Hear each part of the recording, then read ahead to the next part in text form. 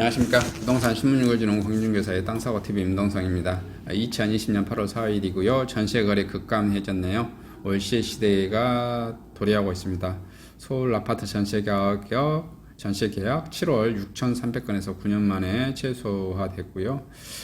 계속 줄어들던 월세 비중 올 상반기 증가세로 전환했고요. 월 주거비 28만원 전세를 월세로 전환하면 60만원 정도 되어진다고 그러네요. 그리고 월세 사는 좋은 세상, 8억 전세, 월세 땐 매달 55만원씩 비용 추가로 넣는다. 전세보다 1.5배에서 2배 이상 더 주거비 부담이 큰 월세.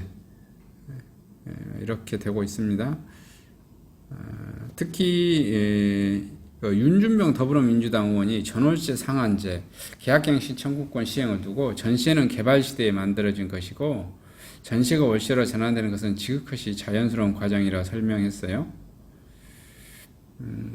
근데 지금 이제 전세가 월세로 전환되는 과정은 어느 정도 맞긴 맞아요. 왜냐하면 전세라는 제도가 우리나라 밖에 없는 제도이고 전 세계에 없는 희귀한 제도입니다.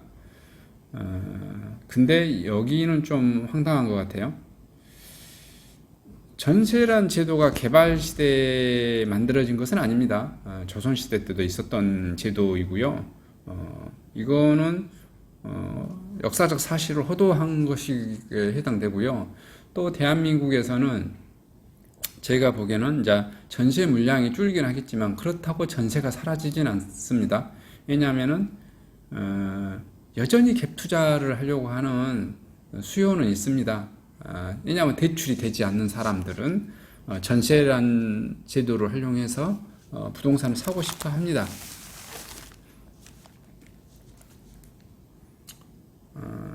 그래서 요거 지금 더불어민주당 때문에 그 주민들의 이익을 시민들의 감성이라고 할까요? 이것을 이해하지 사실은 아는데 그렇게 말했겠죠. 자기네들이 이렇게 임대차 보호 3법을 강행하다 보니 전세 물량이 급격하게 줄고 월세 물량이 급격하게 늘어나는 그 현상에 대해서 이게 호도하려고 하는 설명이라고 봐요.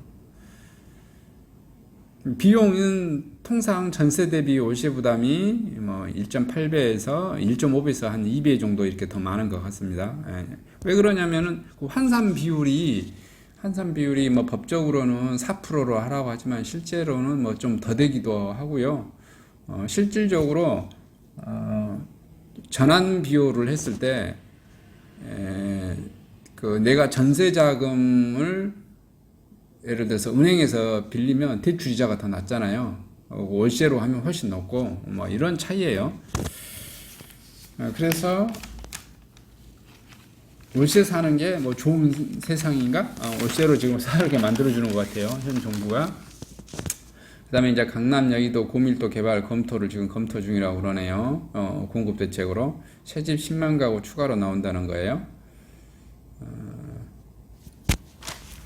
근데 지금 하도 정부가 규제를 많이 해놔서 지금 서울시가 그린벨트 절대 못 푼다 이렇게 하고 나서 재건축 재개발 완화하자 요거 화두를 던졌는데 관련 법들이 워낙 많이 얽히고 설켜 있어서 또 현 정부 국토부는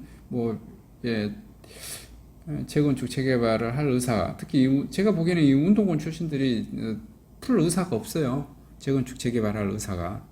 왜냐하면 재건축 재개발하면 여기에 있는 온주민들이, 가난한 온주민들이 쫓겨난다라고 하는 그 옛날 사고방식. 그러니까 1980년도에 데모했던 그때 당시에 사고 마인드에 잡혀져 있어서 제가 보기에는 재건축 재개발을 하지 않을 것이다. 이렇게 이제 보여집니다. 그래도 공급 물량이 적겠다. 서울은 통상 매년 12만 채가 공급 물량, 약 10만 채 이상, 10만에서 12만 채가 공급량이 주어져야 되고요. 근데 내년에는 한 한 5만 채 정도가 줄여가지고 한 7만 채 정도가 이렇게 공급된다고 하네요. 그래서 절반 가까이, 절반보다 조금 더 공급, 그러니까 쉽게 잡아서 약 절반 조금 넘게 절반 공급된다고 보시면 됩니다. 그러니 내년에는 전월세 가격이 또 더 폭등해서 오를 것은 뭐 불보듯 뻔한 이치라고 봅니다. 부동산 민심 못 읽는 여당의 자화자찬, 서민들은 임대차법 환영한다. 이게 서민들은 임대차법을 환영한 것은 또 맞는 것 같아요. 왜 그러냐면은 문구에 보면 임대차법이 굉장히 임차인을 위한 보호 조항인 것 같아요.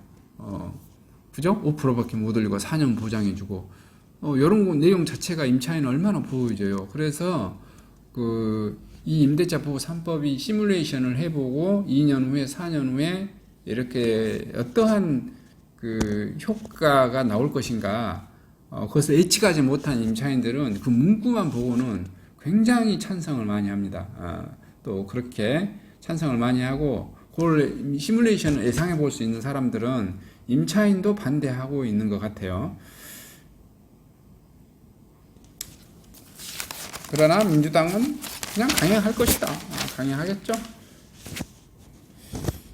그 다음에 이제 이 외국인 아파트 사재기, 외국인이 보통 갭 투자 형식으로 또 외국에서 돈을 대출을 땡겨온다든지 외국에서 돈을 가져와서 사는 경우, 요렇게 해서 한 명이 10채도 사고 30채도 사고, 지금 최고로 많이 산 사람은 42채. 근데 이분들이 통상 한국 사람들은 규제를 많이 받고 있는데 외국인은 규제를 받고 있지 않아서 지금 현재 세무조사가 좀 들어간 것 같아요. 왜냐하면은 너네들 포탈하는 거 좀 잡아내겠다 이런 거겠죠. 실질적으로 포탈을 많이 했을 거라는 생각이 들어요. 왜냐하면 2019년 그 이전까지는 우리나라가 이게 신고 2020년 5월에 지금 강제로 19년 거 신고해라고 그랬죠. 그전에는 신고 안 한 사람 엄청 많았을 거라고 보고요. 중국인이 13,500명으로 1위라고 그러네요. 미국인이 한 4,200여 명, 캐나다가 1,500명 이렇게 잡혀져 있습니다. 자, 정부 믿고 임대사업이 있는데 50대 부부의 눈물. 여기는 봤더니 화장품 가게 하고 8억 5천 모아서 빌라 8칸 구입했는데 그런 내용입니다. 세금이 더 많이 나온다. 내년부터는 세금 내면 1275만원 적자, 정부가 재산 강탈해 간 거다. 그 다음에 진퇴양난, 가두리에 가다 놓은 52만 임대사업자, 정부 임대주택법 법사위 통과 약속했던 세감명 혜택 소급에서 없애버렸다. 문재인 정부 초기에 임대사업자 하라고 장려를 하더니 돌아간 것은 세금 폭탄만 주고 있다. 이런 내용입니다. 그래서 대목 계속 하실 것 같아요. 자, 살 때도 팔 때도 갖고만 있어도 징벌하듯 세금 3종 세트. 나는 팔라는 거야, 사라는 거야, 보유하지 말라는 거야, 도대체 나더러 어떻게 하라는 거냐, 이런 내용이죠.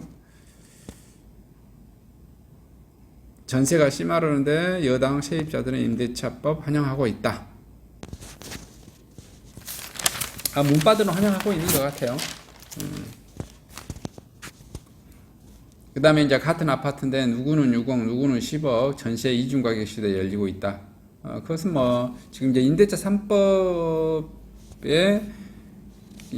초기 단계인 올해, 그 다음에 2년 후 4년까지는 이렇게 같은 아파트에서 5억짜리 전세가 있고 10억짜리 전세가 있고 그럴 것 같아요. 그건 어쩔 수 없는 것 같아요. 법을 시행하는 초창기니까.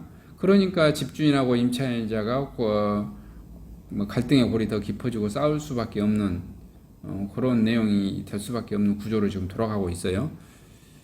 네, 임대차 3법의 반전세 속출, 대치동 월세 300만원까지 치솟았다. 보증금 5억에 월 300만원까지 치솟았다.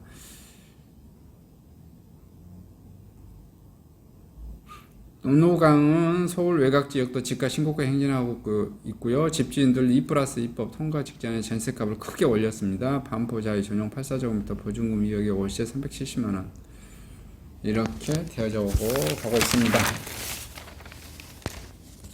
그 다음에 이혼소지 크다고 지금만 나오고 있습니다. 남북교류하는 거 제외하고요. 그 다음에 행정수도 이전, 요것은 좀 언급해 볼 만해요. 이거 부동산이 폭등하니까 그냥 느닷없이 이거 행정수도 그 꺼내고 뭐 나온 거죠. 근데 뭐 이미 이혼 결정 났었다, 2004년에.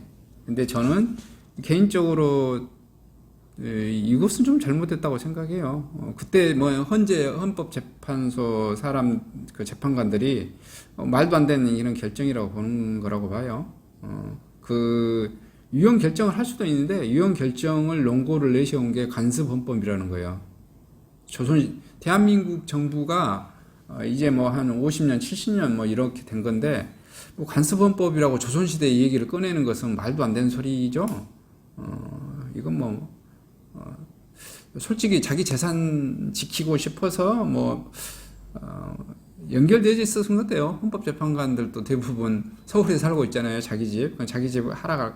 근데 제가 봤을 때는 이미 서울이라고 하는 도시는 전 세계적인 경제 도시예요. 그래서 행정을 다 빼버린다고 할지라도 청와대, 그 다음에 행정부, 그 다음에 뭐 국회, 헌법재판소, 대법원 이거 다 전부 지방으로 옮긴다고 해가지고 제 개인적인 생각으로는 서울 집값이 하락하거나 그러지 않을 거라고 해요. 이게 살짝 뭐 초년도에 하락할 수는 있겠죠. 뭐 예를 들어 대법원 뭐 주변이라든지 뭐 상권이 조금 뭐 하락할 수 있을 건데 워낙 뭐 경제 규모가 대한민국이란 나라가 경제 전 세계에서 10위 안에 다 들어요. 웬만한 분야별로 평가를 해보면 그런 천만이 있는 인구 도시인데 행정수도 옮긴다고 가격이 하락하고 그러지는 않습니다.